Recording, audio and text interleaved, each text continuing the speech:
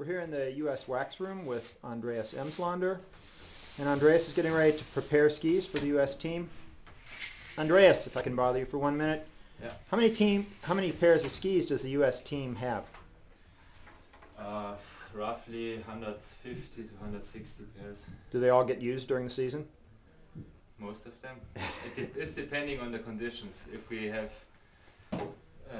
often the same conditions, we don't use all, but in a normal winter we use all the skis.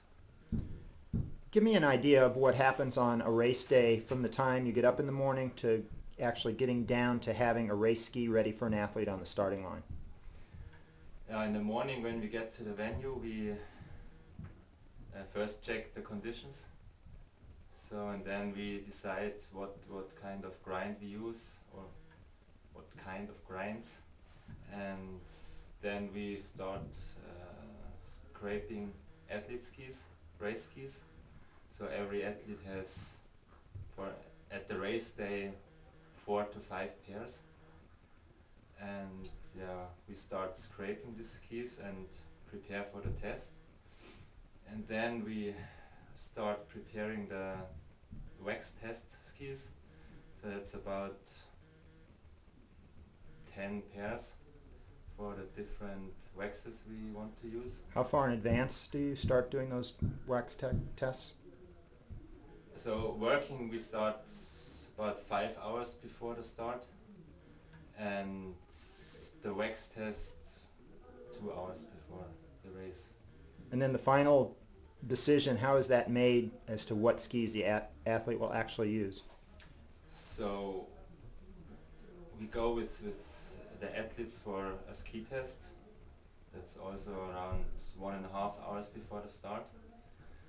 We take the 4 or 5 pairs skis we want to test, and then we go on the race course, we ski, we do glide outs to see the speed, and also we ski on the course, the uphills, and we decide together with the athletes what ski we like. And is the decision ever just yours or just the athlete, or is it always a combination? It's a combination. Yeah. So one final question.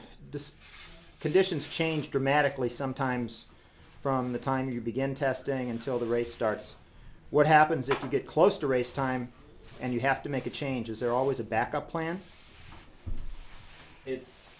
We for sure check the day before the weather forecast, and if there is a chance for changing conditions, we always have some backup plans. We prepare before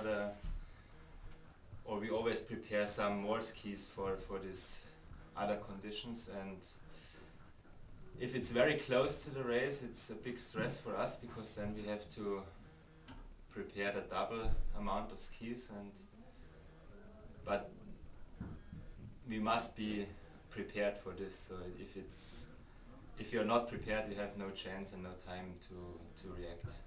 And the bottom line is you always hope for the best.